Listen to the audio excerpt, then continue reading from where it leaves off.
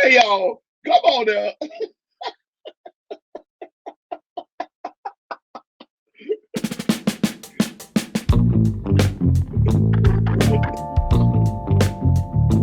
Welcome to the Sugashack, baby.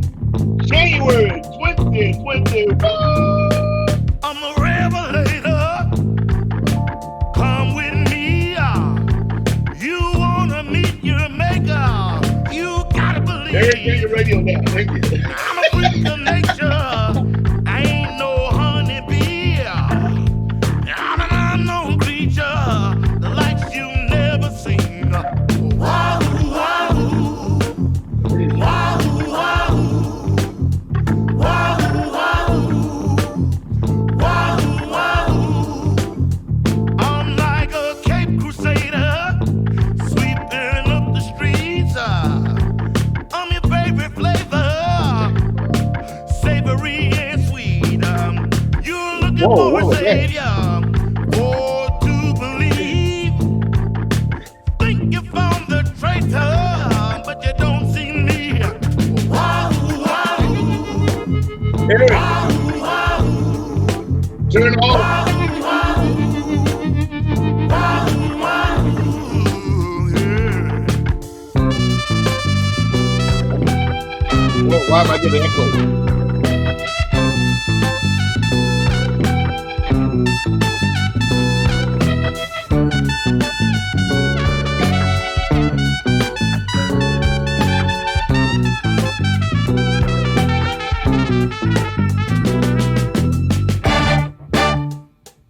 Oh, that's why I'm hearing the text. Ah, man, I got it.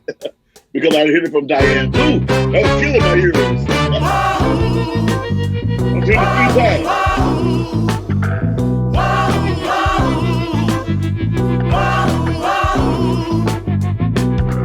Yes, you do. You got another minute. Take your time. I'll bring you on whenever you come back. Come on back before 12:30. So do your thing. And you look great as always. Take the elevator and come with me. Hey, Jasper, come back in. I was having a little problem. No good deed. Wahoo, wahoo. Wahoo, wahoo. Wahoo, wahoo. Wahoo, wahoo. No, I ain't your preacher. No, I ain't your preacher. No, I ain't your preacher. No, I ain't your preacher. No, I ain't your preacher. I ain't the preacher. No, I ain't the preacher. No, I ain't your preacher. The Revelator, baby. Yes. Hey, everybody. Welcome to January 2021. Let me start off by saying, Barbara Ryan, from the bottom of my heart, baby. You know I love you. And all that jelly roll you got. You know how I love that jelly roll. Oh, good Lord. 36, 24, 44. 5'2". Perfect. Barbara Ryan, thank you, love. I'm just joking with you. Thank you so much. I appreciate it very much. Thank you for doing that. And we still got the team together. My man, Eric Sessman, who I just got rid of by accident. Stephanie Gonzalez, I can hear him laughing, but I can't see him anymore. There he is. Oh, there he is. Stephanie Gonzalez, my manager from Apropos Management. Jesse Russoff, ladies and gentlemen, from the Mint booking, right on. Eric Korn from 40 Below Records, ladies and gentlemen. Of course, Magicians Media. I want to say Glinda the Good Witch, a.k.a. Bunny Burkett, and my man Tristan over there, Tristan the Paladin, keeping me live, keeping me together, keeping me fresh. And the man that holds it down for me 24/7, all the way from Seattle, the Rain Man himself, Mr. Eric Sessman, a.k.a., the Wizard of Oz. That's what I call it. It's 2021, y'all, and it's going to be a heck of a year. We get ready to, first of all, I got to lose all this extra, Eric was just talking about that. I got to get rid of all this extra COVID fat. But like I told Eric, my problem is I was already fat before COVID started, so I didn't need this extra COVID weight, damn it. But it's 2021. This week, my guest is Diane Blue, her beautiful, talented self. Next week, I think we have either Cal David or Miss Joanne Connor. I can't keep it straight because my mind's getting old. It's like a steel seal. After that, we either have Joanne Connor or Cal David. Then we're going to have Mr. Larry Fulcher, ladies and gentlemen. Y'all know Larry Fulcher from Taj Mahal and Bunny Ray, the Phantom Blues Band, a.k.a. the Ghost Blues Band, a.k.a. They got a couple of different names that they go under. After that, I'm gonna get the interview. The first guest of February will be my main man, Mr. Michael Finnegan. And Mike Finnegan doesn't need much of an introduction. Again, also Bunny Ray, also Taj Mahal, and many other amazing guests. He's done it all. Mike Finnegan. So is Larry Fulcher. I know Larry is also playing with Ruthie Foster there, but it's gonna be fun. So let me get up here and let me see what we got. Let me go back. Let me go back and say hello, everybody. Nancy Lee, how you doing? Dale Crab, how you doing? You know, I'm gonna look forward. I'm looking up at the big screen again. Let me put on my spectacles. Sugar Ray. Oh yeah, okay. Thank you, buddy. Barbara Caden, hey, gorgeous. How you doing? Frederick Lawson, how you doing? Chris Cook, happy birthday, mama. Marcella, how you doing? Deanna Moore, what's up? Dale Crab, we said that. Palmer, how you doing? Palmer Tasana. Donna Rustrin, and I'm not even going to attempt that last name. Christina Beer, how you doing, you gorgeous woman? Happy day.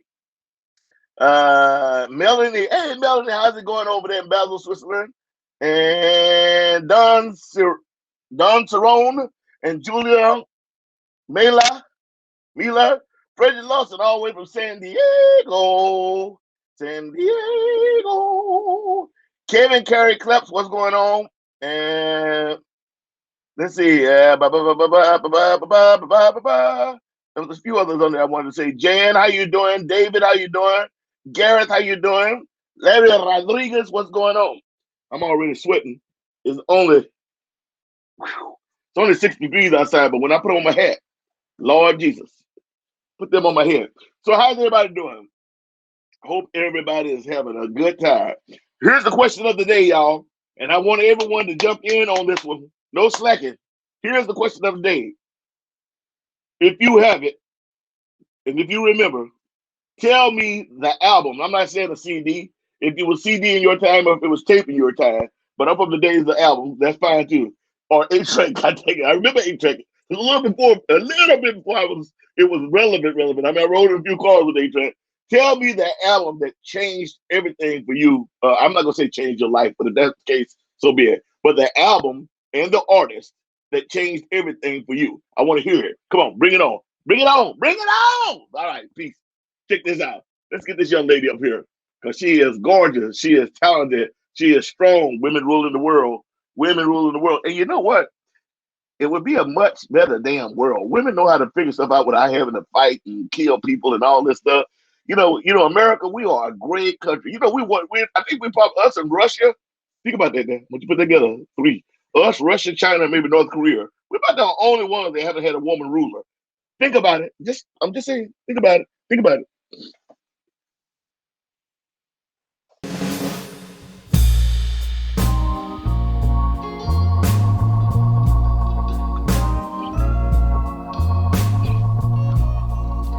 I want to get a live one up with him.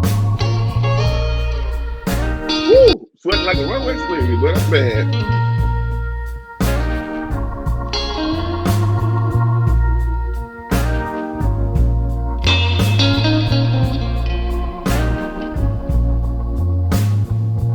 Yeah. The day you left me and went away, well, I haven't seen the sunshine since that day. So that. Now I'm alone and I'm so blue, and everywhere I turn, all that modern there's technology. Memories of you. Sing it, woman. I can't shake you.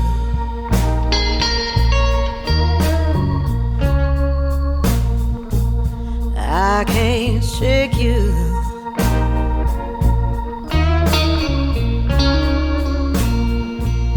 I can't shake you.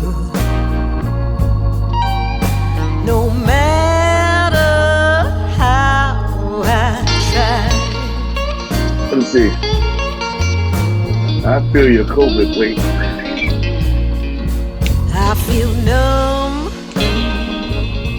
and I feel tired, and I ache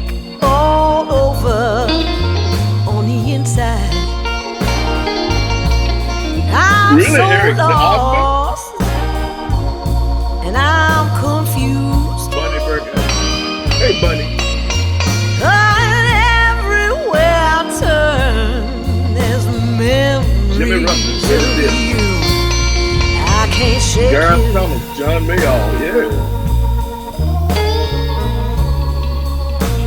Tammy Peters, Rod I Stewart. can't shake you. Every picture tells the story. Yeah. Lord, I can't shake you. Delisha Boyer, you're right, she does sound amazing. No Every time I hear her, she sounds matter how I try.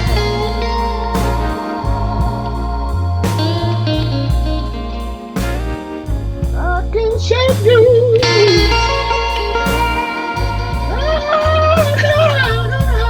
That's why I don't sing falsetto.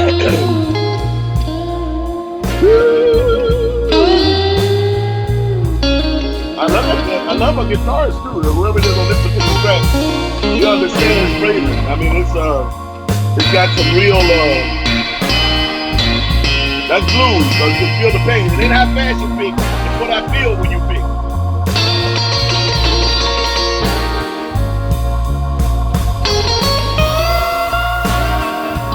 Diane, who's that on the guitar?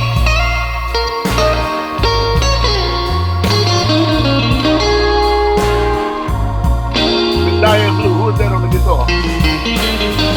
Oh yeah, I can hear they can hear you. Oh, that's Ronnie Earl. Okay. Yeah, well, I didn't know, but I just feel it. That's Ronnie Earl on guitar. We just told ladies and gentlemen. I try to run, I try to hide, and still I ache all over. Diane, if you look to your right, you see all the I comments. try to forget you, try to start anew, You should be able to respond. Lord, but everywhere Well, I wait, till I bring you up on stage. You turn, can there's start there, memories of you. I can't shake you. Eric Sassman, yeah, that's Lord, I love that guy. I can't shake you. Like you do. Oh, I can't One of my shake favorites. you. No matter how I try.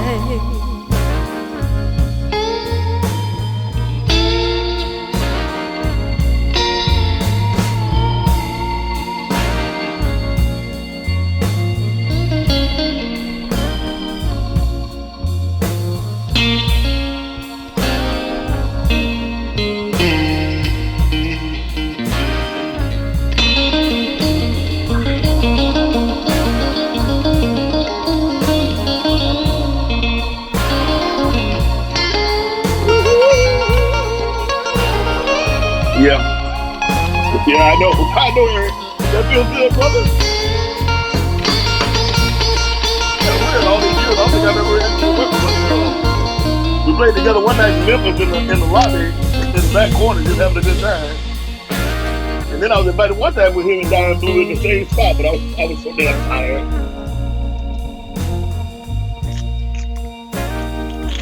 Ladies and gentlemen, that's my guest today. Miss Diane Blue. She's a bad woman, y'all. She ain't no joke. And that was her being backed up by the one on the Ronnie Earl.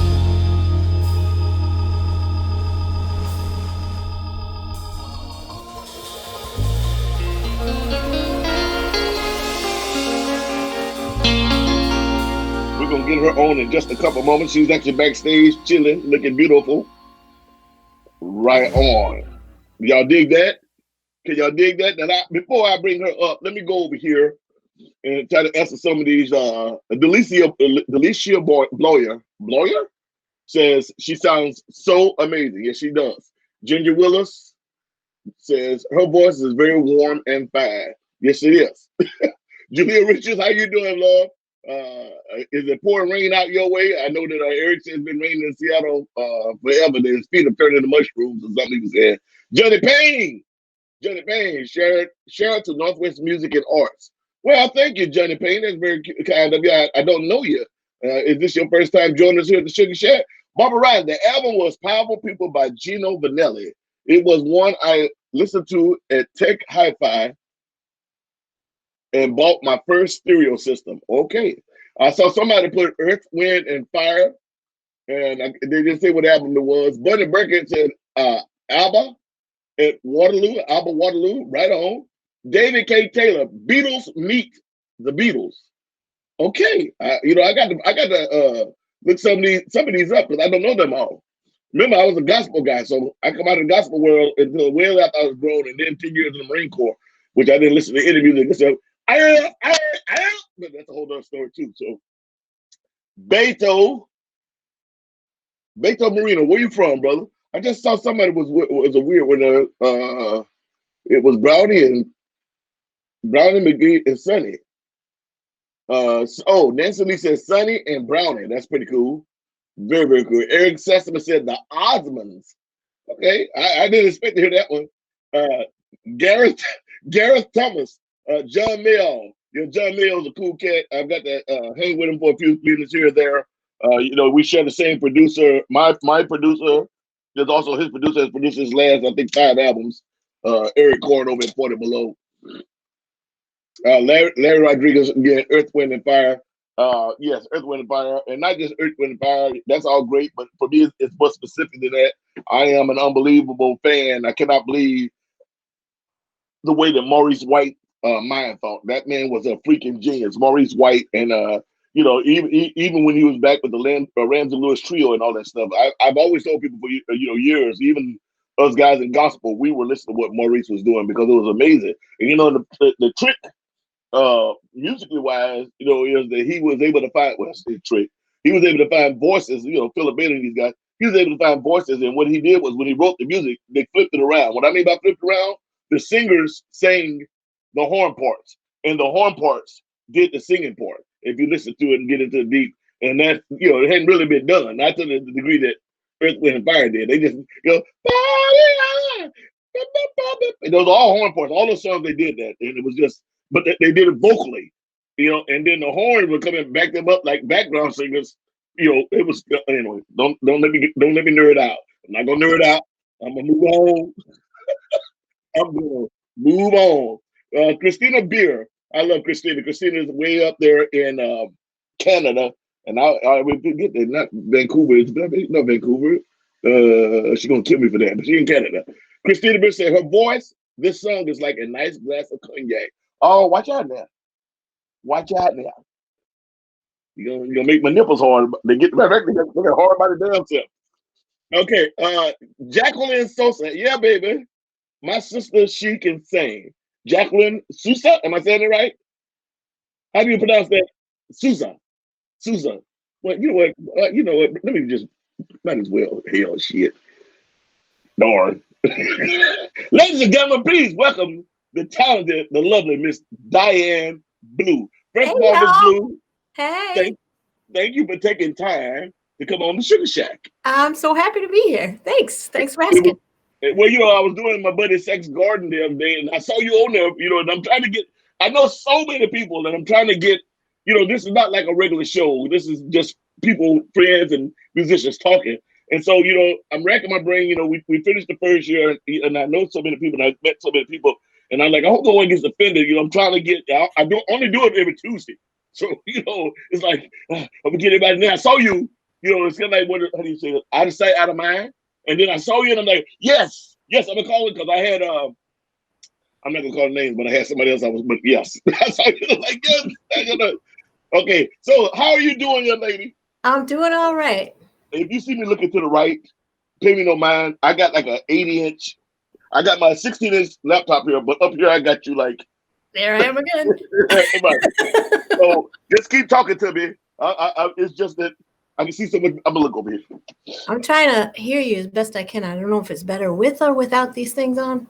But I say with them on, because what happens is if you take them off, sometimes we'll wind up getting feedback from your computer through the speakers back to my speakers, and blah blah blah. We get this weird slapback. But if you need to take them off, if they're uncomfortable, do what you got to do. no, it's all good. I just not used to not hearing myself normally. But yeah, so that is my real sister, Jacqueline. Oh, is it? Yes, she's my big sister. Yes, my real sister. That's how you know how to pronounce the name. We have the same mother and father. Yeah. You know, as black folks, when you say sister, I got to clarify. I know. I said, nobody's gonna really understand that's really my sister. Don't feel bad. Remember, I got 8 grandchildren, and they all towhead and redheads.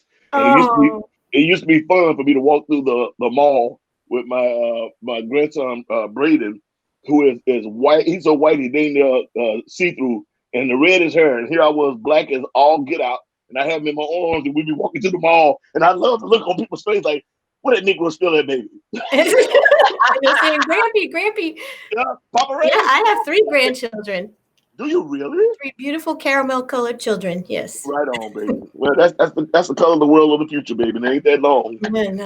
Yeah, we were talking about how Ronnie Earl had this session in his living room, and sometimes he'll just launch into a song, and the guys will follow him.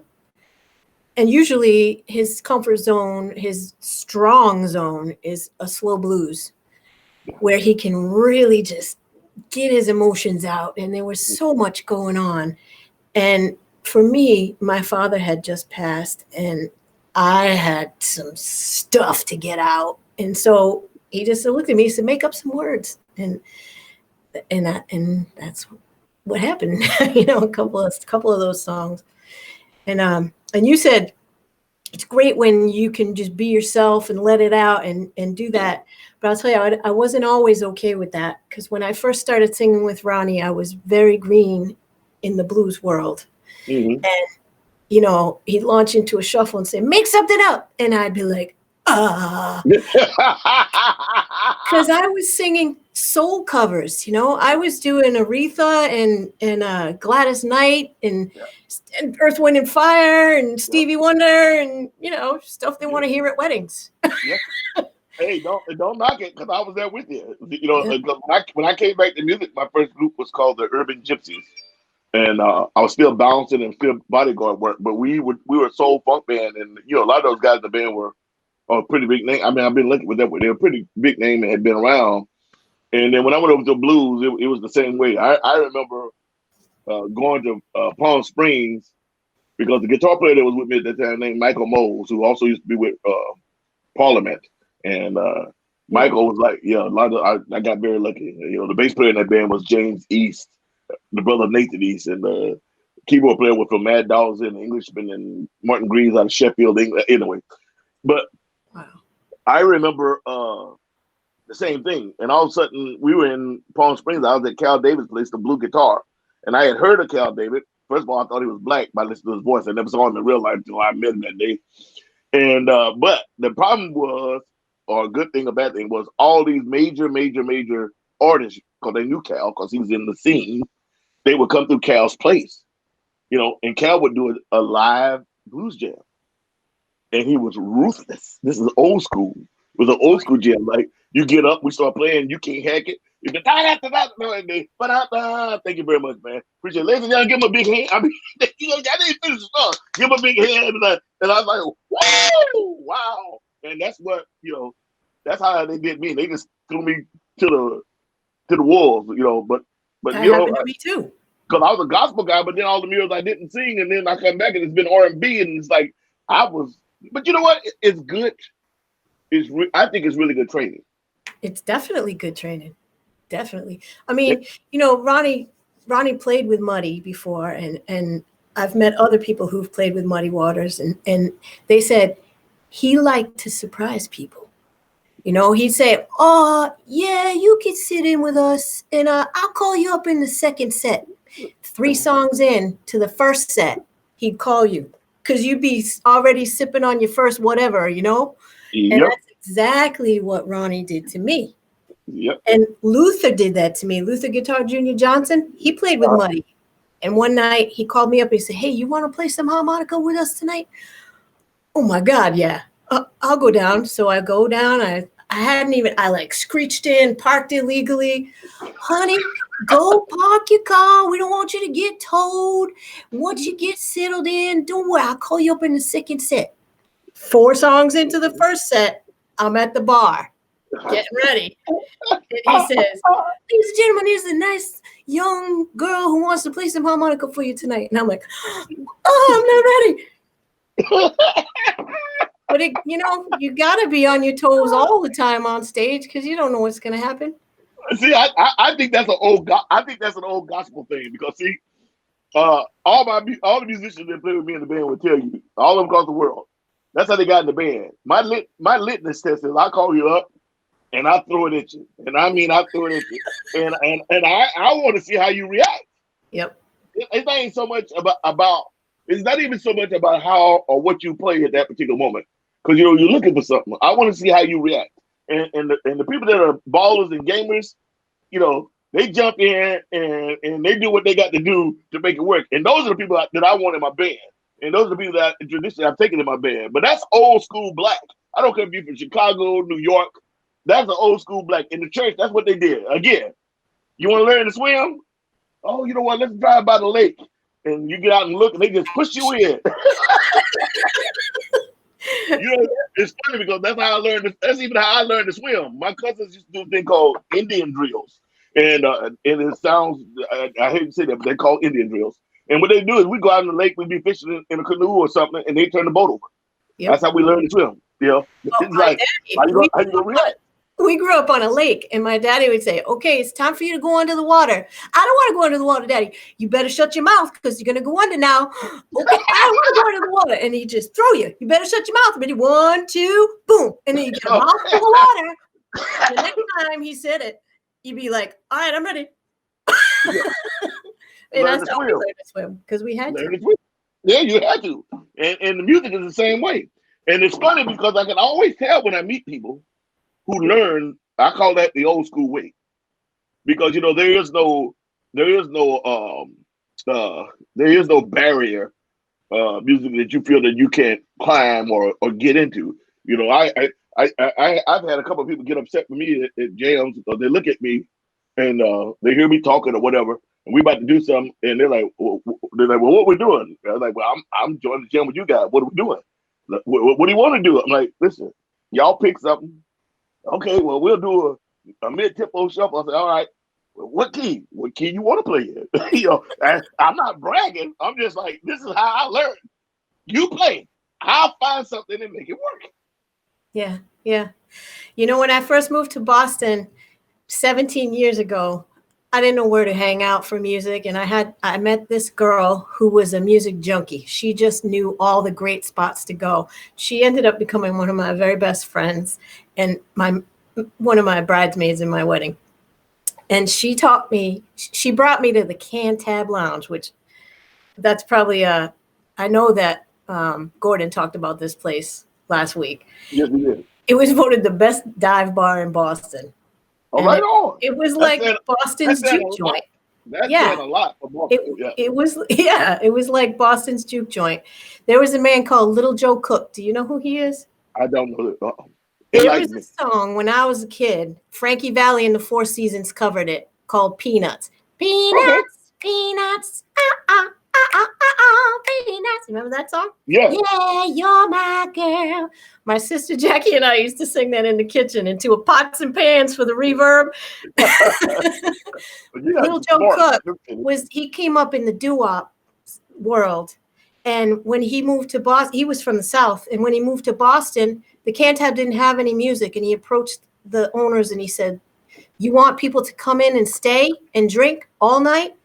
You should have some music and I can help you with that.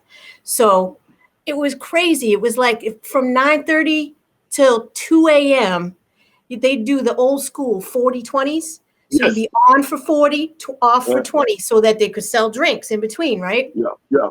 $50 a man. Didn't matter who it was. $50 a man. People who were touring the world, they come back because of the hang. at the Can Tab, and it was a melting pot of people. It was such a magic place. There were, old and young and black and white and all the shades in between, and everybody loved the soul music, the old school soul music. Mm-hmm. So when Joe stopped working there, they asked me to start singing there. So I had the residency there for a good 5 or 6 years. Right on. And Gordon would play with me down there. He'd go and be doing his wedding gigs, and whenever he came, he'd come back for last call and come jump and sit in with the band, and it was really a great place. But Joe used to run a jam on Wednesdays and Sundays. Okay. So before I started with the gig, that's how they got to know me, because I'd go down every Wednesday and every Sunday, and I'd walk in, I'd waltz in at 11 or so, and they'd be finishing up in the middle of the week. They finish at 1:30. And Joe, he'd be really curmudgeon-y, he'd go, everybody got to sign the list. And I'd walk in thinking, I'm not getting up tonight because I came too late. And he said, you want to play, you got to get here early. And he'd yell at me every time, and then he'd put me up with the house band. Because he liked you. Yeah, that's right. But I know some of the kids from Berkeley School of Music, he would put them up, and these kids would be like, oh, this is the best jam in the city. We got to play there. And they'd be trying their jazz chords in a blues song, and he would turn around in the middle of the song and say, come back when you know how to play this stuff. And he'd take them up the stage. Yeah, he scared me. It's funny because I'm gonna say this, and hopefully he doesn't get mad. So we were in San Diego one night, this happened in San Diego one night at a place called Patrick's, and it was like the dive bar of San Diego. It was like a little hole in the wall, but everybody, again, one of the places where everybody came to the place. It's right in the middle of the gas stamp. And this is talking about Patrick was there when the gas stamp was all hookers and strip clubs, not what it is now, this unbelievable tourist destination that people come from all over the world, come to the gas stamp in San Diego and Comic-Con and all that. We call it the gas stamp. When I was a young Marine, you didn't walk down there. Even as Marines, we were like, you're not supposed to walk down there. We go in, at least two of us. It was that bad. It was just all hookers, pimps, drug dealers, and strip clubs. But this is what Patrick's was. And everybody would go in there and play. And then somehow or another, it burnt down. They rebuilt it in the exact same place. And there was Patrick's too. But I get off the subject. But I'm talking about it with my friend, the legendary Mr. Bill McGee, and I got to get Bill on one day. Bill McGee used to be with Hendrix and a bunch of other guys. They all ran together. Great guitar player. So Bill was playing at Patrick's one time, and we shared a drummer at that time because I was with Uncle Kizzy's boys. So one of the founder member of Uncle Kizzy's boys was Dwayne Hathaway, but he also played with Bill McGee on the side when we were busy. And this guy walked in with all these tattoos, young white guy, and I think his name was Barker. He was with that band Blink 182. Oh yeah. Yeah. I think it's the Clyde Barker. Anyway, again, all these rock guys. I mean, I give you another story about L.A. because the same thing happened to me at a legendary place in L.A. that I wound up running the jam, and that's how everything kind of opened up for me where it is now. But this guy sits in with Bill McGee. And Bill McGee is an old school rocker, but he's a straight ahead blues man. Bill is probably, I want to give his age out, he's 70s. I'm saying he's 70 something now. Back then, at that time, he was probably in his 50s. I'm guessing, because with black folks, sometimes it's hard to tell. He's been around a long time. And he's old school. Good people, but old school. Ain't no sugarcoat, ain't no beating around the bush. So Bill, Dwayne didn't actually ask Bill if it's okay for this guy to play. Because, the old school guys, they don't care who you are. It's like, hey, this is my son. The next thing you know, this guy's getting up. This multi-millionaire guy with all these tattoos, MTV and all this stuff. And Bill looks at him like, hey, can you play? And everybody's looking at Bill like, and Bill like, can you play shuffle? Yeah. Something like that. From my understanding, this is what happens. Bill's asked the guy that. Bill counts into a shuffle. They start playing. I was told that it lasted 45 seconds. And Bill stopped the band and turned around and looked at Dwayne. Drummer, my drummer. Come on back up here. Come on back up here. And kicked this barking kid off. I guess he didn't know how to play a shuffle, or he couldn't play a shuffle, or he probably was doing all them extra licks or something, and he didn't get it. Them old school brothers, white, black, whatever, especially them old black, they don't care who you are. It's their gig, and they want it in a certain way. And I always remember that story because everybody's like, this guy's got like 4 or 5 Grammys, and Bill McGee kicked him off the stage in 45 seconds. Like, who cares? This is the blues. So you either got it or you don't. Yep. Or you better go get it. You can't fake a shuffle. No, and especially when you're dealing with them old cats. It's not all this extra. A shuffle is like, hey, and they, and if you're not there, they turn around and let you know on stage. You don't matter how many people out there looking, they're gonna turn around and let you know and tell you. Mm-hmm. Because I know you've heard all those old Albert King stories. Because I guess he was like that. People always like, well, Albert was mean. I'm like, I don't know if he was mean. He just knew what he wanted to hear. See what he wanted. That's right. Yeah.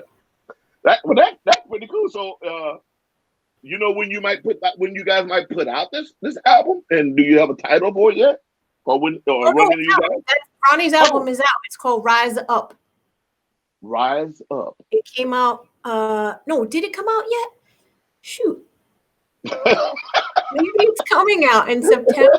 No, I think it came out. Dang, I don't even know. Look on Amazon. That's pretty good. My guest today is Miss Diane Blue. The question of the day was, what album or 8-track or I hate that you say CDs because this stuff was before CDs, but CDs, 8-track tape or vinyl. What album was the album that changed everything for you, musically or however? But it was that album that when things are great, bad, whatever, you turn to, or that album that first time you heard it, it just blew your mind, and you played it until the grooves were worn down and the needle wouldn't even stay in the track. Tell me. So we're listening to that. The old-fashioned record player at home, the big console one, and we had one. You remember the BMG Music Club? Yes, you I could do. Get all these when it rip you off. Yeah. And then you'd have to just pay shipping or something. Yeah. Well, my sisters used to be in that club, so I listened to whatever was around. And there were a couple things that we wore out because we didn't have too many. There were 8 kids in my family. So, whoa. Yeah. So one of them was Gladys Knight, Imagination, the one with the white cover with all the little frames. Yeah. It's kind of weird. I don't think that Gladys get the love that she should have. I mean, I love Aretha. Aretha is amazing, but was amazing. But Gladys was, man. Even now, I could be driving and hear one of her songs, especially if she slows it down, and it just brings tears to your eyes. I mean, Gladys Knight. But go ahead. Gladys is my all-time favorite. She has just such a rich quality to her voice. I mean, Aretha, there's no comparison to Aretha. And even comparing the two of them is like apples and oranges, because Aretha just emotes in a very different way than Gladys does. But the richness and the tone, and like you said, when she slows it down and just I don't even have the words to describe what it does to me.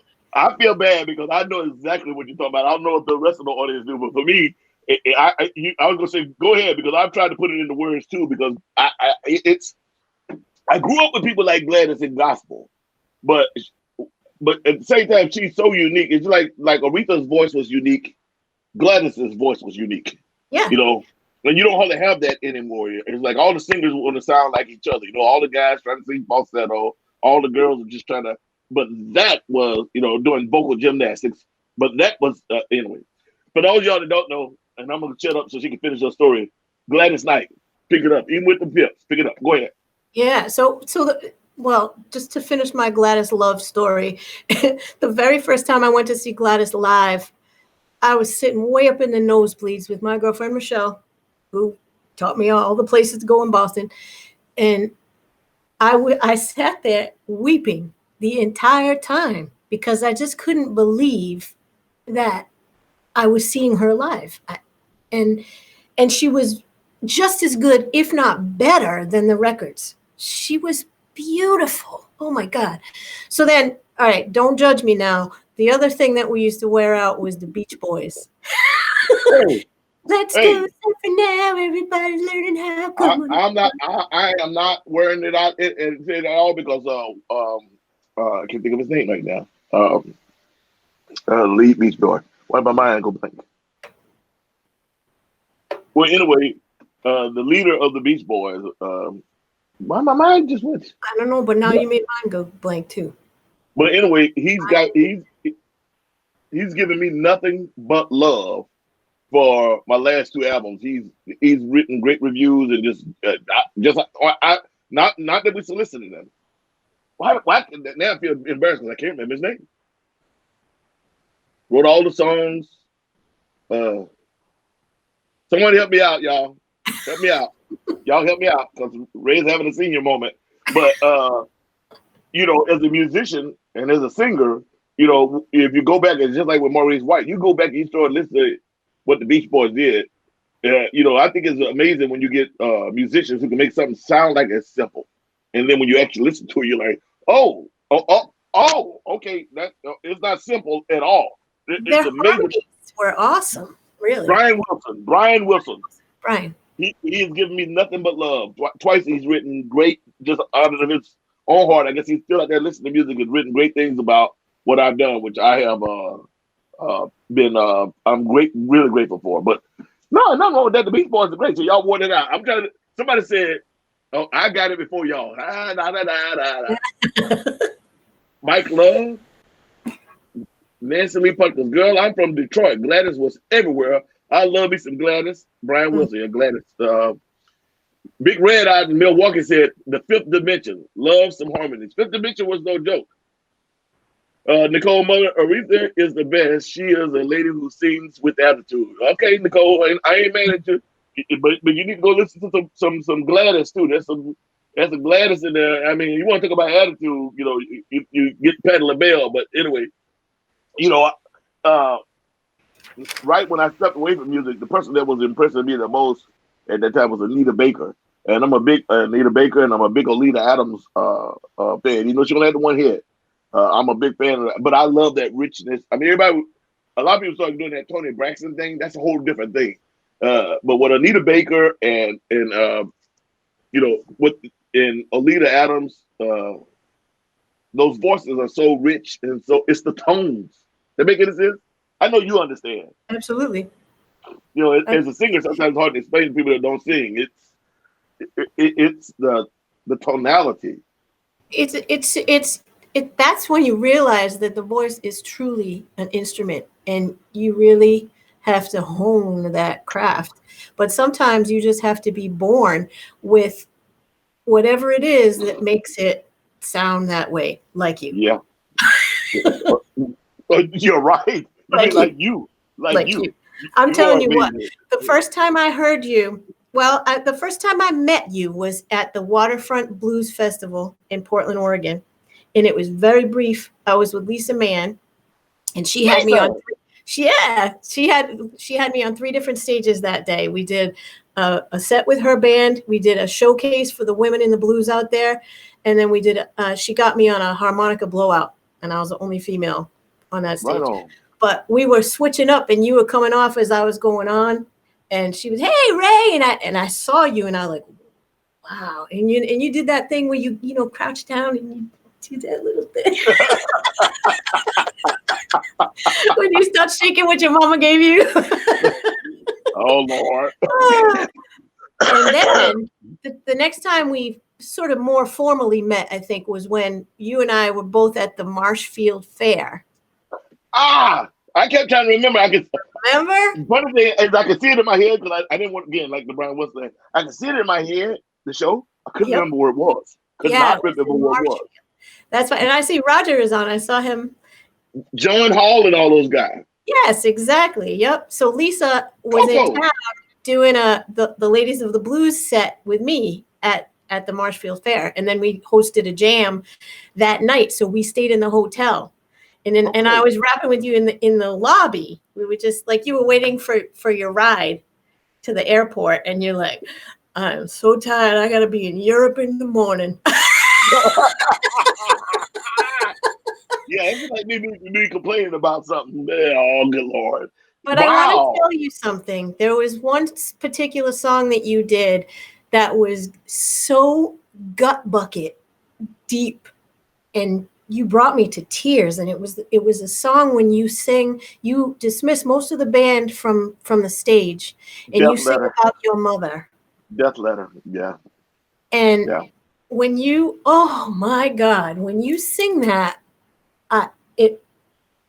it breaks me up. It because I know you're telling the truth. Yeah.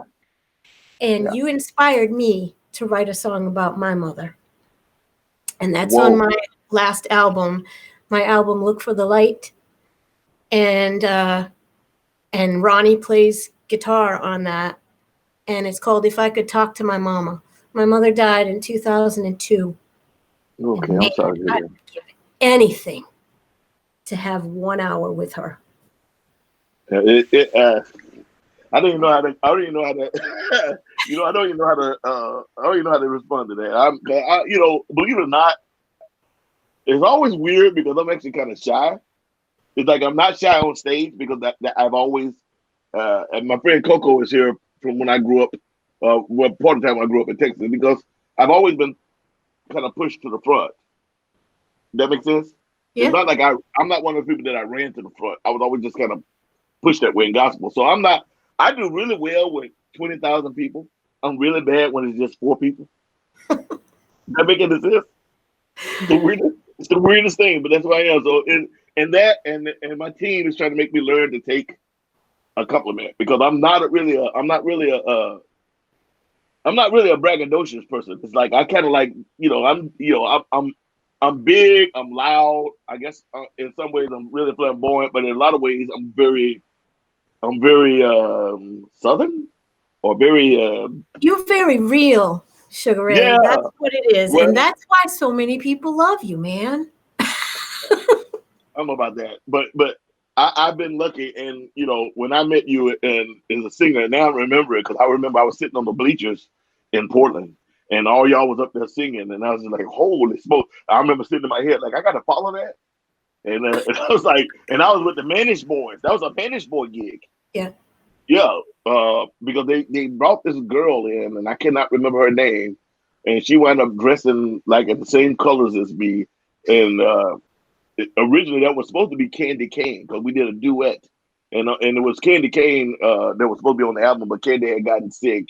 It's one of the first times she got sick. And they brought this girl in, Randy.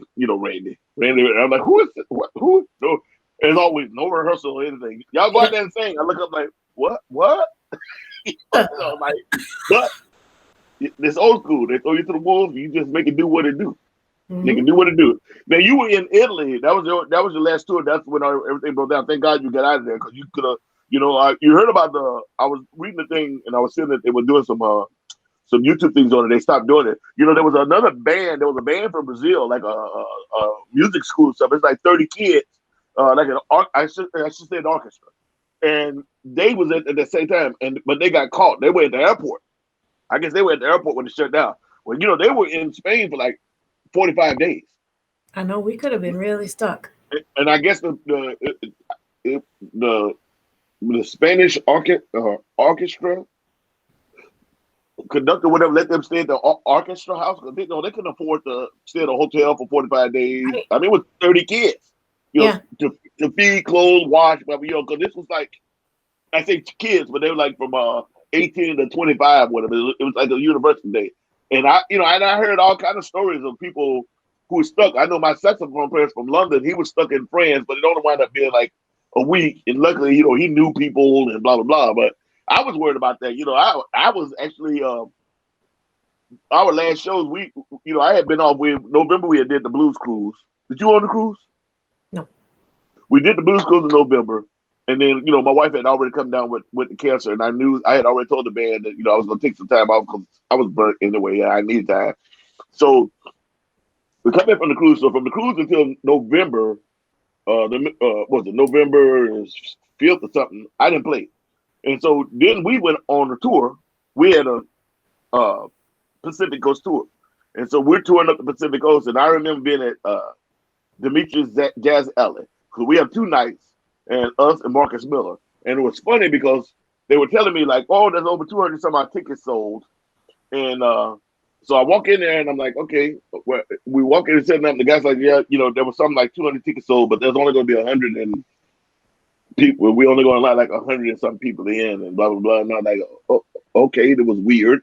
And then the next night was the same thing. There was like 170 some odd tickets sold, but they only allowed like 100 people in. But what's so funny was the next night, as we about to take the stage, you know, the guy comes up, and we're in Seattle. This is in Seattle. We're downtown Seattle. This is, I want to say the 12th or 13th, might have been the 15th of March. And he walks up, and Demetrius Jazz said, thank you about being here, blah, blah, blah, blah. This is before the show. He said, you know, Sugar Ray Ray for Marcus Miller. We're going to cancel the Marcus Miller show totally. We're going to allow Sugar to come on and do his set, but this would be the last show for the foreseeable future. Because of COVID-19, we're shutting everything down. So we're there in the middle of the pandemic. The day everything shut down, I'm on stage. The day it shut down. The day is all, I'm standing there in the epicenter at that time. Seattle was the epicenter. And I'm standing there the day of it. It's March 15th. I'm standing on stage, and they're shutting everything around the city around me. We leave there. We do the show, thank God. And matter of fact, my main media man here, the Wizard of Oz, he was there for that show. Matter of fact, he was shooting photos for the show. Eric, did you get any good photos on that show? Can you hear me? Let's bring him up here. He's always trying to hide. Yeah, I got some good photos. I got some real good photos of both those nights. But was that surreal or what? That was weird. That announcement just came out of the blue. I was shocked. That's my favorite place. It wasn't like anybody told anybody anything. He just all of a sudden walk up on stage, and I'm like, what's he doing? And he makes his announcement. I'm standing there looking, and I'm looking at the band, and I'm just like, this is it. This is crazy. World's coming to an end right here. Nicole, bring it right on. Diane, Sugar is one. Oh, yeah, right. Love hearing people talk about their experiences, people, and influences. Well, that's a good question. Who are your influences, Diane? I'm sorry, what did you say? Who are your influences? Like, what are music? Let's go music-wise. Let's just say music-wise. Well, like I said, I listened to a lot of Gladys growing up. I loved in the 80s. I loved Whitney Houston. And you know, you said you're shy. People would never really believe that I'm shy too. And I didn't really start singing out until I was 25. I was really shy. I was afraid of people looking at my big butt and looking at the funny faces that I made. And I was intensely self-conscious and did not want to go on the stage. So as far as influences, I just sang what I liked to hear. You know, I sang a lot of cover stuff and tried to emulate people, you know, like Gladys. Of course, I can never quite get there because there is only one, and there's only one Aretha, but I covered a lot of their stuff. And then I got to a point finally, I'd say somewhere in my 40s, probably right around just before I met Ronnie.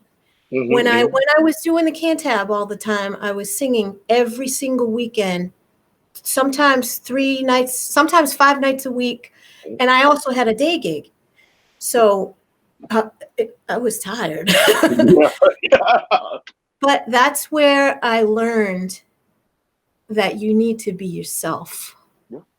There's no way you can put things over in a confident way unless you just use what you got and be authentic with it. You make that sound easy, and I always tell people, I've had this conversation before. Matter of fact, one of the questions I had brought to people was, when did you have the epiphany of you? And that's what it is. It's an epiphany one day. It's a weird thing. You wake up one day, or you might be on stage, but I always use the words, you wake up one day and you realize that you're the best you that there is. So why be a good copy of somebody else or a bad copy of somebody else?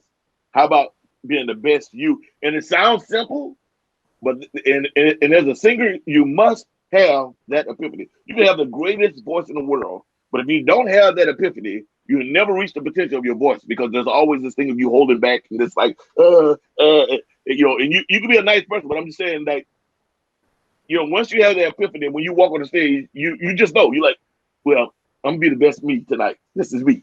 You know, it's not that internal conflict of like, well, what you gonna do here? And I need to make that inflection, you know, no, it's just like, let me just sing. You know, and as a singer, you have to have it. You must have it. You know, and I can always see when I see singers that have not had that epiphany yet. Great voices, great tonality, but there's always that little something that's missing. And there's a touring, a playing guy, you can look at like, yep, one day she's gonna be bad, or one day he gonna be bad. You know, no, seriously, it's not trying to be facetious. It's like that epiphany of you. But that's what people used to tell me. They would say, you know, you're really good. You got a strong voice, but I think you can give more. And I'd be like, I'm giving you all I got, because I didn't know where it needed to come from. Right. I would give everything from here, but not from here. Yeah. Yeah. And one day I figured it out. And then when you start writing your own stuff, who's going to put over your sentiments better than you? Yeah. But that's also scary too. Oh boy, it is. Yeah. I'd be afraid to present it to I don't play an instrument well enough to write the actual music behind the tunes, but don't feel bad. I'm with you. Yeah. You try to figure it out with your band, and I'm blessed that I play with some great musicians who it comes out of their fingers what I sing to them. And sometimes I just go, this is a really silly song. I don't even know if I should present it to you. And that's the song that goes on the album, and I get the best feedback from it. Right? Yeah. Yeah. Like, who knows? Isn't that weird? Yeah. Isn't it weird though? Because then I get back to like, who knows? Really? And you sitting in your head like, really? Really? I kind of thought that was a stupid song. It's happened to me at least 4 times, and I've stopped. You know, I've tried to, I always try to stay positive, and that's me. Even if I'm tired, exhausted, you know, I'm not saying that I'm superhuman, you know, because I get upset and I do stuff. But you know, I as my wife always tell me, she was telling me this other day, she's like, you know, with this COVID stuff, you've changed a little bit, baby. You got to go back. I was like, what do you mean I changed? She's like, you know, you was always a glass half full person. It's like, and you know, I say, you know what? I've been watching this news and watching all this stuff and blah blah blah blah, and I've been letting all this negativity kind of sink into my spirit, and that's not me. You know, let me put my force field back up and let me get my happy back on, because you cannot make people happy.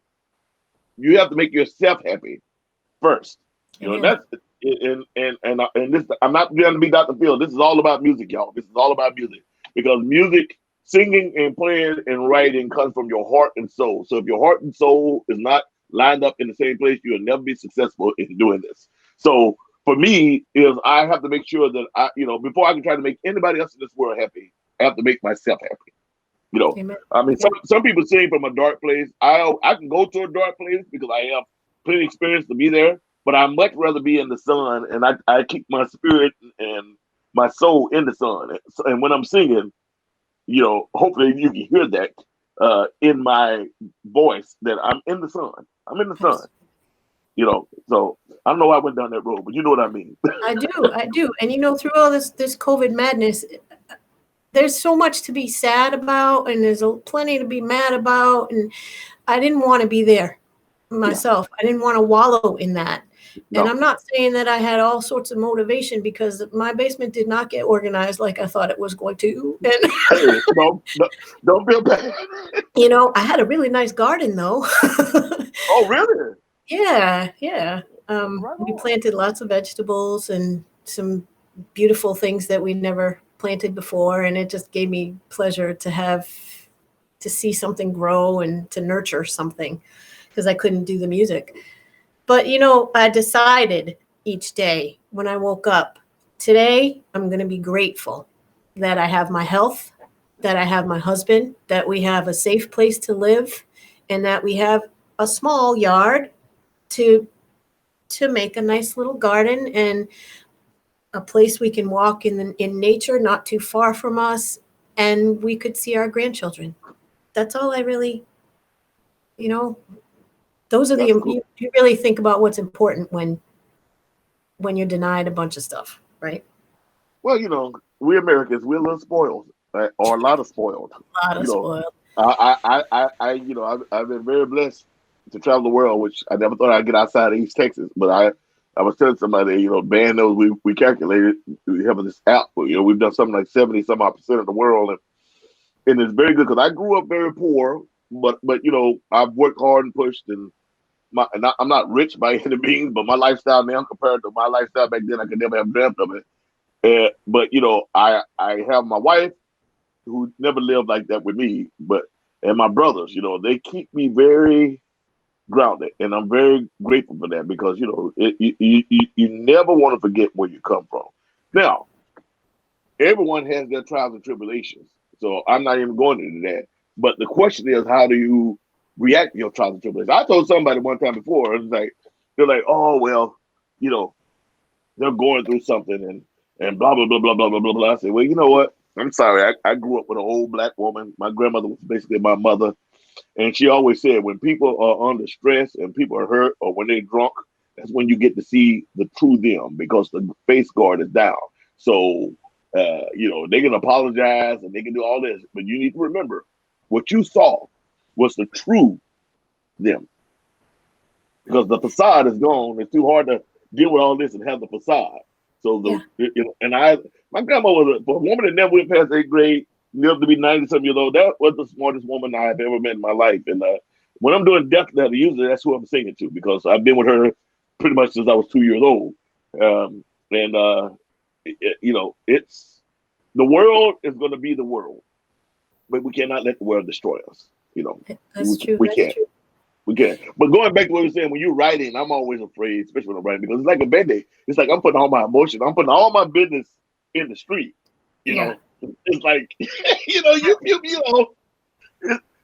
is what it is. The juicier the gossip, the more the album. So all your business is in the street. Uh-huh. And it's in the street for people to comment and remark on. Oh yeah. It's one thing they do it in their house or at the washateria. I'm sorry, washateria. I got country. The laundromats. Well, I have a hard time. I'm from East Texas. It was a washateria. The washateria. Okay. Yeah, you use washing powder at the washateria.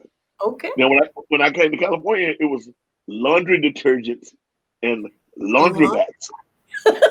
Yes, I have to, because it's so foreign. Laundry detergent and laundromat. And so it was like, it slips. I'll be like, washateria, some washing powder, y'all, such and such.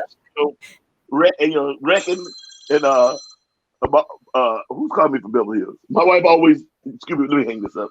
Sorry, folks, I can't talk right now. My wife always laughed because when my grandmother was alive, when I would talk to her, I would get real East Texas. And she'd be sitting on the side over it, just tears in her eyes. And, I'm trying not to crack up because I'm talking to Big Mama. And after I'm like, what's wrong with you? She's like, woo, you was country. Woo! I was like, well, when I'm talking to Big Mama, it just slides right back in there. And she's like, ooh, she's like, one of the times, she's like, I always tell me, like, I wish I had recorded it. So, it's the same like, with me. With my Boston accent, that comes right back when I'm tired or if I'm talking to my family or if I'm drunk. Yeah. It's in you. You work on it. Like I work on it now. I learned when I was in the military, the way the Marine Corps does it is when you're from Texas and up to Chicago, the middle of the country, they send you one way or the other. They either send you to the East Coast, to Lejeune, or they send you to Camp Pendleton.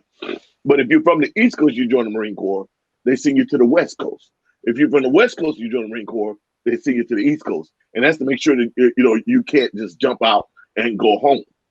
Literally, that's what most seriously. So I'm out here in California going through the boot camp in Marine Corps, and almost all the guys I meet are from like Virginia, DC, Money Earned in Mount Vernon. I had never heard of Money Earned in Mount Vernon. So I joined the Marine Corps. And I'm like, what the hell is Mount Vernon? Anyway, but all those guys talked fast, and so they used to laugh at me because I came straight out of Texas, so it was like how y'all doing and such and Uh-huh. such, and get them all from a car, new cars, and I still have some hard time with some words. And so they used to just laugh. So when you're young, you learn to adapt. So at Marine Corps, I adapt. It's weird. I learned to talk faster and faster to keep up with those guys. Yeah, you don't And talk then slow now. no, I wouldn't say. And now I can't turn it off. It's been this way now for 30 some odd years. I can't turn it off until subconsciously, if I'm talking to someone from Texas or blah blah blah, before I realize it, I'm right back to, and people who know me here sitting there like, what the heck is wrong? Because it's not that. It just it's just part of you. It just surfaces. Yeah. I want, before you go, I hope you got time because I'm long-winded and I love people and I don't get to talk to you very often. I want to play another video by you. Is that okay?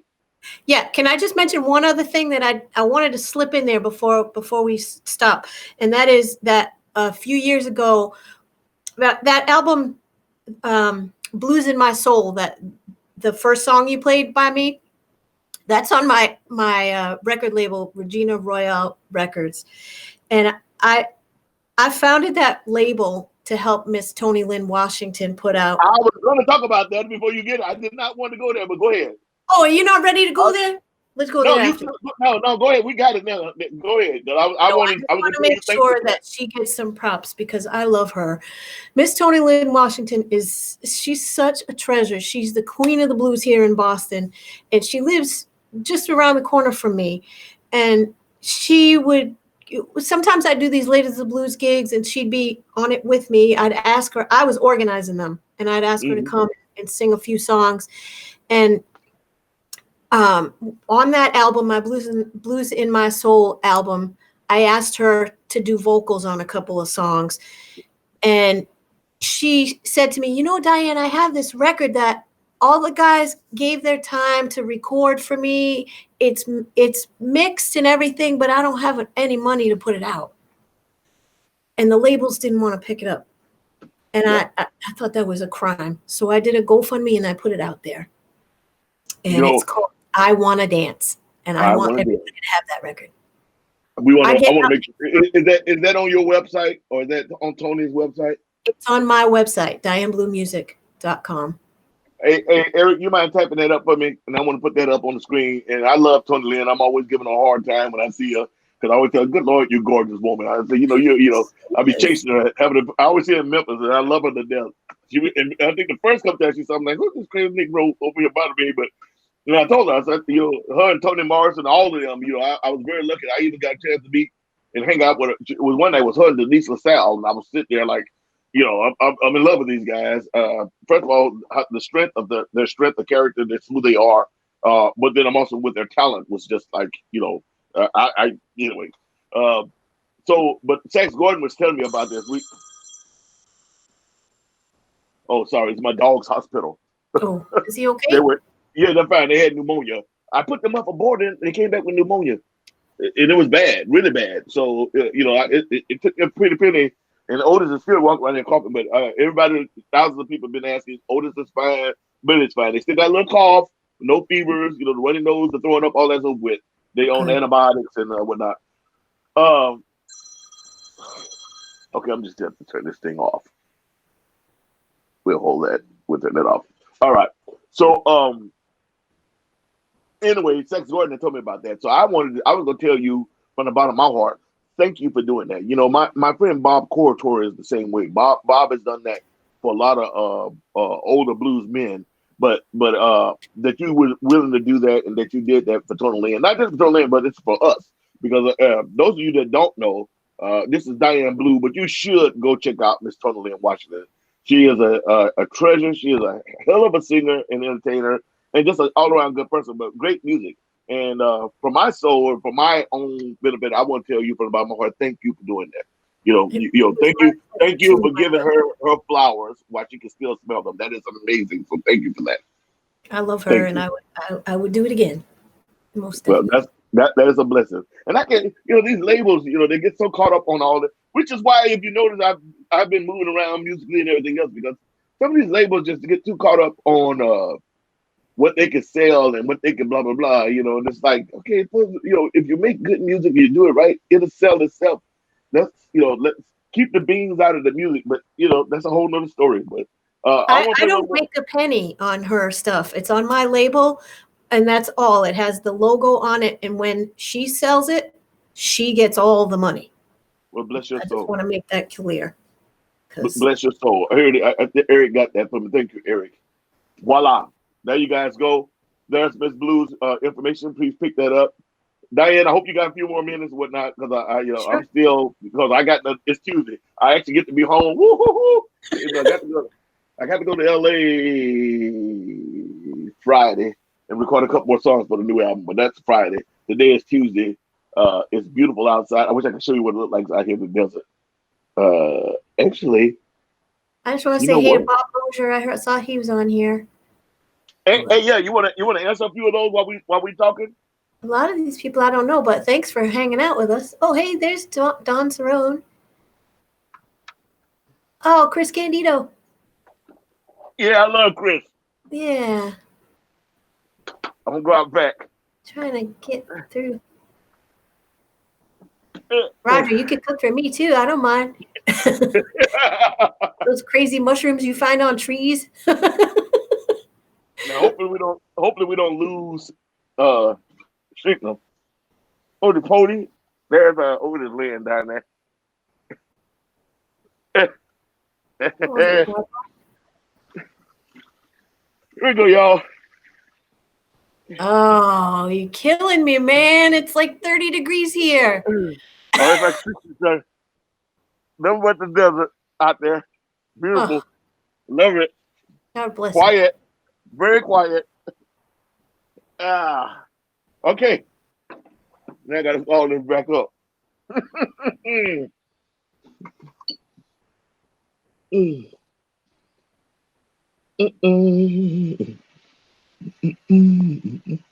That's a nice close-up of your bling right there. We had a nice close-up of your bling right in front of the camera. Oh, I hope, your necklace. I hope that's all it was. I wasn't even thinking about it when I bent over there. All right. There we go. Miss Diane Blue. I got an info up on the screen, so please go check that out. Amazing, talented person. A sweetheart of a woman. I shouldn't even say a woman, sweetheart of a person, a human being. And again, talented. I want to play one more for her. And we answer Barbara Ryan. Tony Lynn Washington, definitely the queen of the blues. You know Barbara Ryan? Barbara Ryan runs the C-Note up in Yeah. Yeah, I love Barbara. She's good people. I'm so Big Red. It's still alive. Trying to keep the C-Note alive. Yes, it is. And I was running some for that myself. Trying to make sure we do that. Deb Woozencraft, we need a pool party. Well, Deb, once we can get together with more than one person without being worried about getting each other sick, we'll do that. Rick Anderson, glad your pup is okay. Otis and Billy, Nicole. Hi, Barbara. Good to be back for once. Gareth Thomas, thanks for great discussion, both. Anybody has any questions for Diane before we got time? But I just, I don't want to hold her all day. I had told her it's going to be 15, 20, 30 minutes, but I know I get to it's all good. Rambling. Let me play this. I got this. I want to do this. I keep saying that. Where did it go? Hello. Where are you? Oh, there it is. I'm gonna pull me out and I'm gonna put you up. Okay.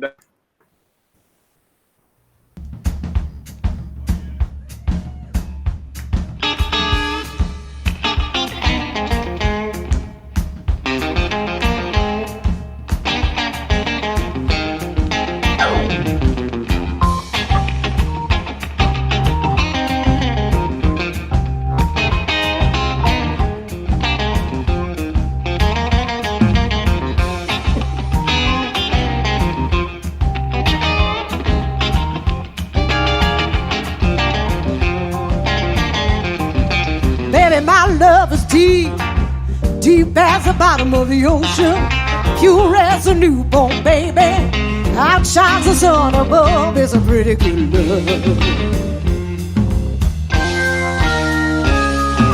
Baby, my love will last long as life in my body. I swear to you on the Bible, Any old time you say that's a pretty good love. Baby, please come on home. I wanna put my arms around you, squeeze you till you feel my loving. That's the way I feel about you. That's a pretty good love. Ain't nobody love me like I do. Ain't nothing but to do. Ain't much to look at. Won't win a prize. When it comes to loving, I'll open your eyes.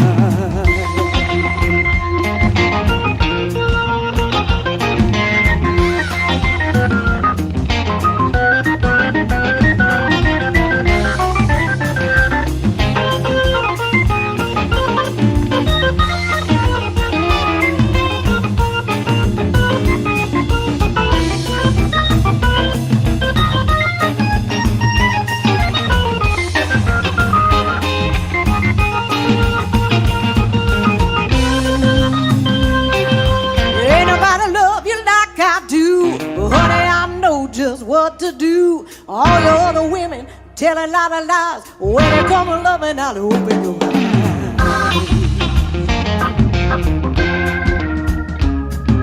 Baby, I love you so. You got me begging and pleading. Your love is all I'm needing. That's the way I feel about you. It's a pretty good love. It's a pretty good love. It's a pretty good love. That's a pretty good love.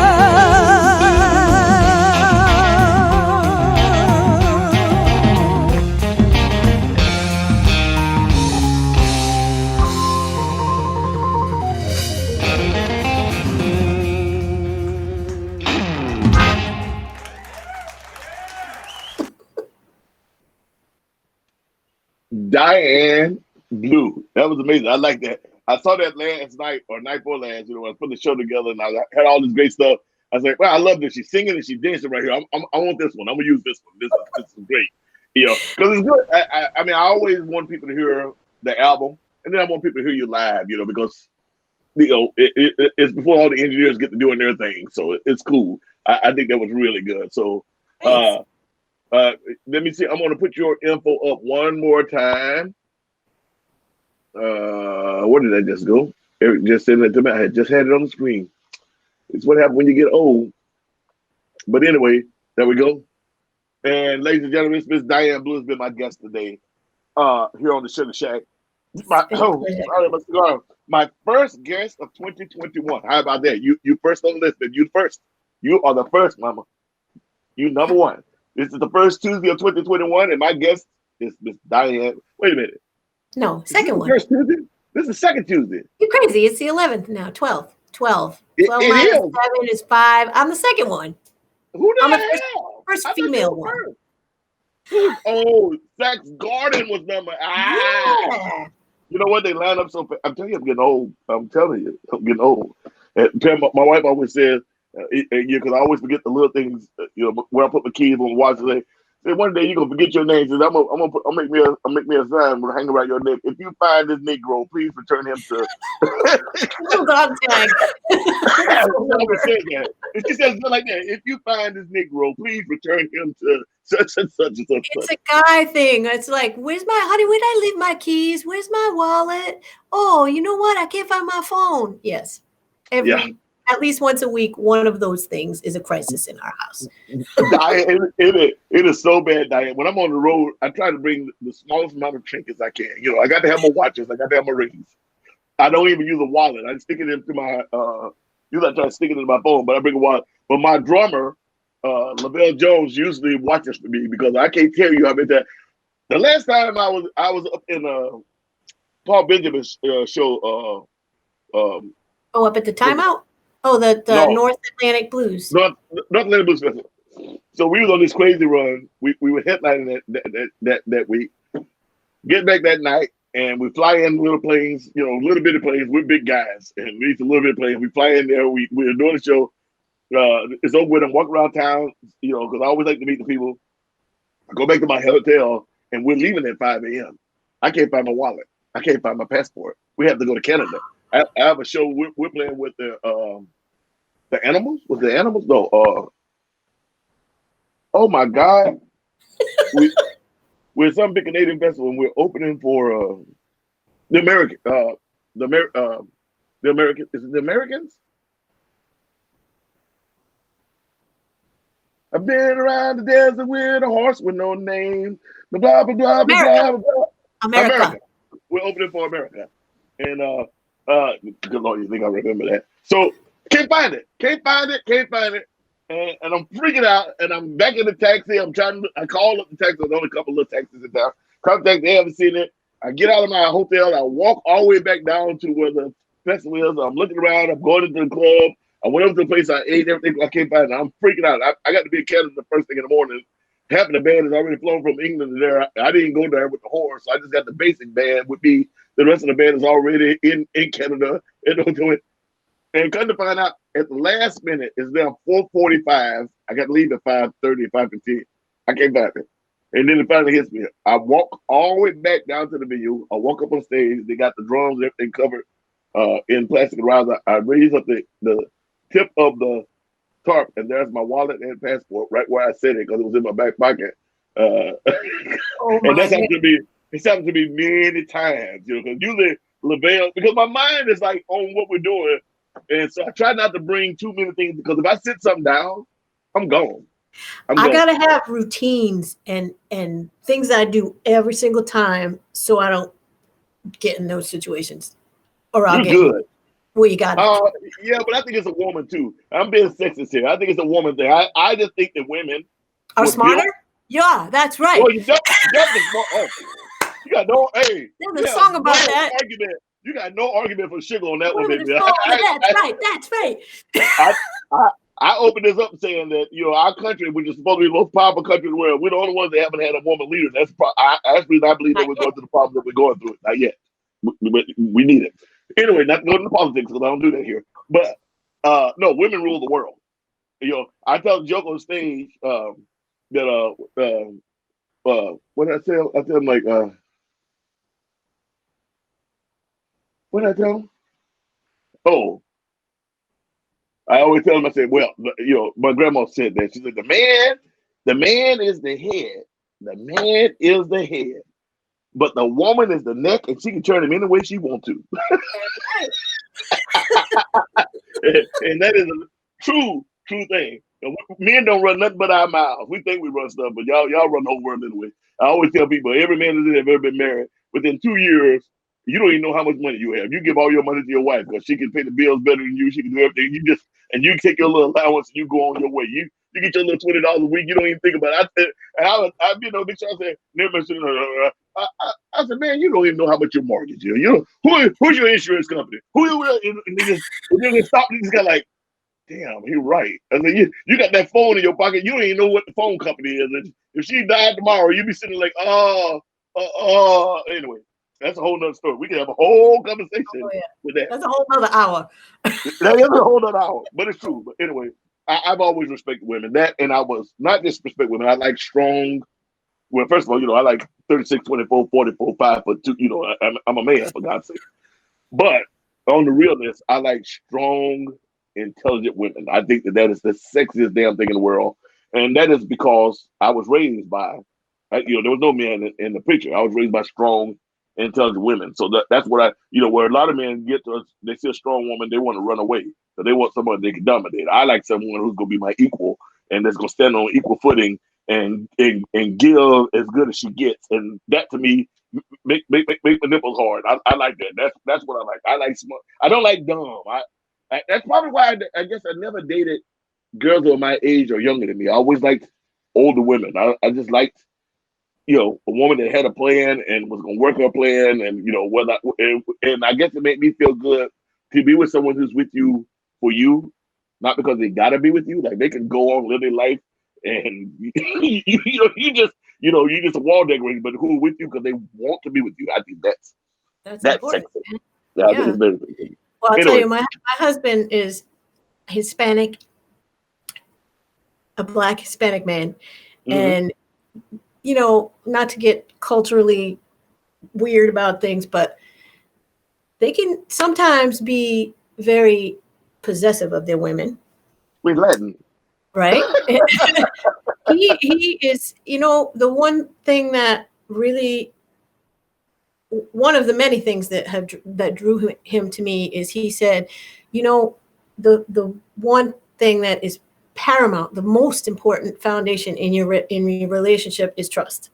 Mm-hmm. So when I was asked to go to Europe by myself and tour with 5 guys in a van, he didn't have any issue with that because he knows my love is true and I am faithful to him, and it's about the music for me. So I'm very, very fortunate that he realizes and he understands how very much music feeds my soul in a way that nothing else can. And having him support me in that way it's such a blessing. And I know you know what I do. And it's a really big deal because there's a lot of people I meet all the time who wind up, guys and girls, and I've seen it in both ways, who wind up dating someone or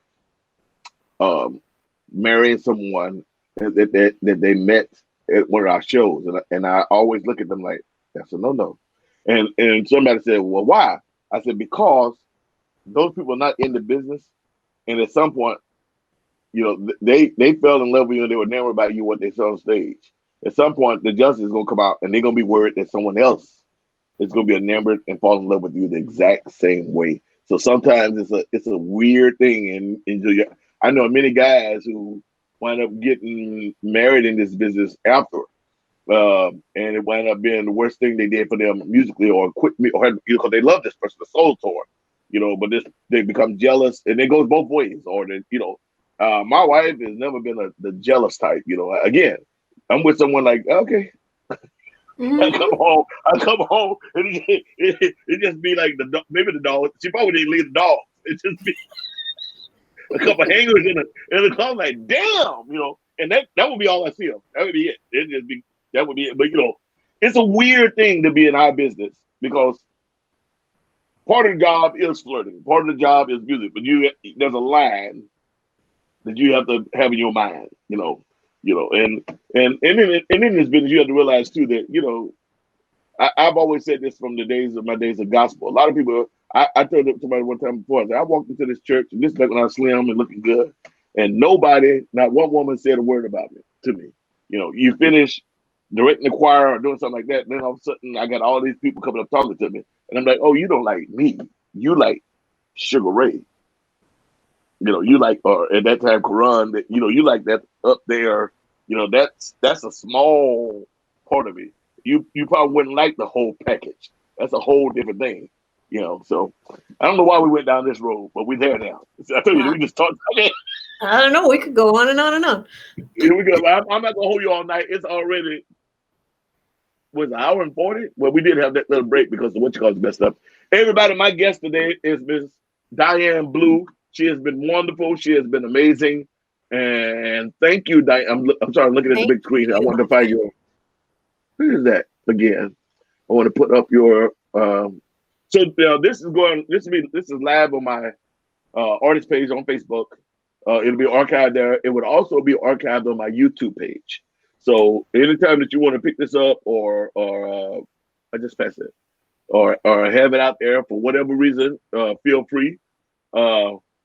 Give them one more time. There's Diane's email. Do you have Facebook, Instagram, Twitter, all that good stuff? I have Facebook and Instagram. You mind giving those to the folks? Yep, it's just pretty much the same. It's facebook.com/Diane Blue Music, and my Instagram is at Diane Blue Music. Right on, just like that. And your new album is called Look for the Light, and that's the title comes from the title track is a song called Reach Out for Me, and it was written for my nephew who struggles with opioid addiction, and the album is dedicated to people who struggle with depression and addiction. And when you're down in a hole of trouble, pick your head up and look for the light because it's there, and just reach out. There's got to be one person who loves you in this world who can help you. Wow, that's beautiful. You're a beautiful soul. You You're a are, beautiful man. voice and you're a beautiful soul. I words. What's that? I'm watching you, Diane, on YouTube. Spider in my web. Is that a song? Sugar, I That's a first saw song you. by 10 Years After that I cover. Yeah. Right on. Right on. Do you know Tina? Tina. She's out here on the West Coast. I don't know.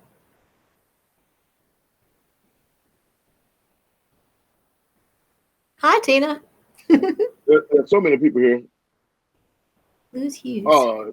It ain't me. It's her. I thank her for coming on.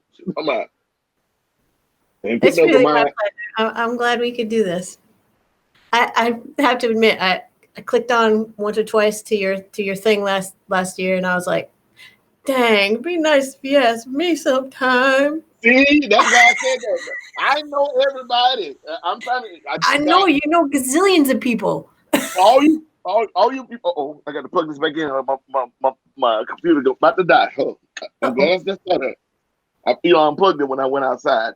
So I'm honored that you did ask me Well, I'm because I, honored that I you hold you in did the accept highest it. respect. I really do. I love what you do, and Well, you're thank a you. beautiful person. I hold you in the same and the highest esteem. I really do. Every time I meet you, I sit and talk to you. Every time but I'm always that's me. I love everybody, unless people give me a reason not to love them. You know, But for all those other people that's out there, I'm going to get people on. I only do this every Tuesday, so there's only 4 shows a month. So don't be upset with me if I haven't had you on yet. If you want to be on, it's coming. I'm going to get you there. But thank Diane. I want to say thank you because it was literally like I saw you there and it's like I said I had somebody else and I was like, oh, oh, that'd be thank great. you, thank you. Yeah, because I don't want to start repeating yet. I mean, I know enough people that, and the goal is to make sure that people that may not know you on the West Coast, East Coast, blah blah, they find out who you are. What was that? Thank you. Oh no, Wow. Okay. Good, I'm kind of good. Just good energy. Just go with that.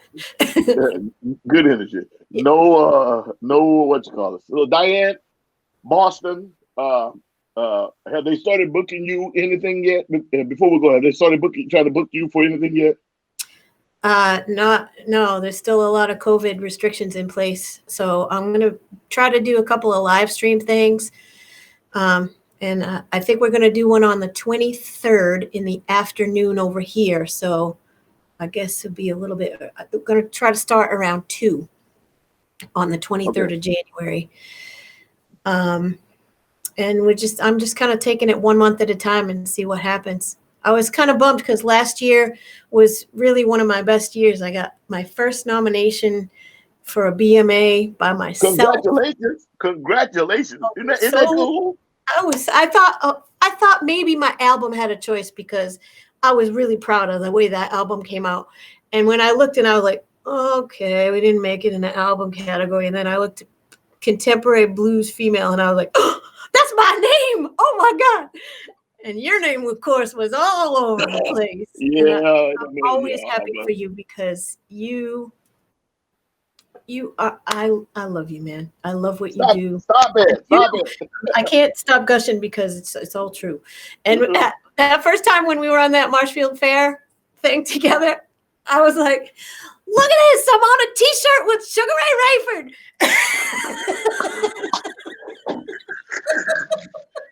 Oh my God! I'm gonna send you the picture. I took a picture of it.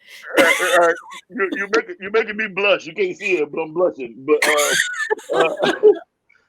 well, you know what? I'm amazed by you, and I appreciate you, and it's fun because the few times that we've got to talk, we never got to get deep like this. So this is the most I've seen you a few times all over the freaking continent. But we've never got a chance to really talk. That Marshall thing was fun. John Hall, if you listening out there, brother, thank you for that. I appreciate that. He was the first person to bring me out to that neck of the woods to even do anything, and I had a great time. I'm surprised that you wasn't at that other show he had. We did a show at some like big giant pavilion. It was me. It was Mr. Sip, and it was like this weird park slash large, big giant. It was great though. Oh yeah, they do like he was doing before all this craziness, a winter festival. So there's one like. Mm-hmm.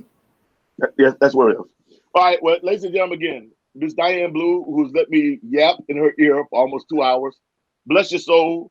For you and your husband and your family, please be safe. I will be praying for you and thinking about you. And we're going to get out of here, and I'm going to let you go and do what you got to do. And as I always say, folks, and big thank you to Eric Sassaman. Eric, thank you for everything. You know I appreciate you, brother. Big shout out to Bunny Burkett and Tristan from Magicians Media, my media company that they really help us out. I want to say thank you to Stephanie Gonzalez, my management company. Big thank you out to Eric Korn, 40 Below Records. I said I got all the stuff I have to do now. Whatever. Big thank you out to Eric Korn and 40 Below Records for the new album. We will be Grammy nominated album right back here.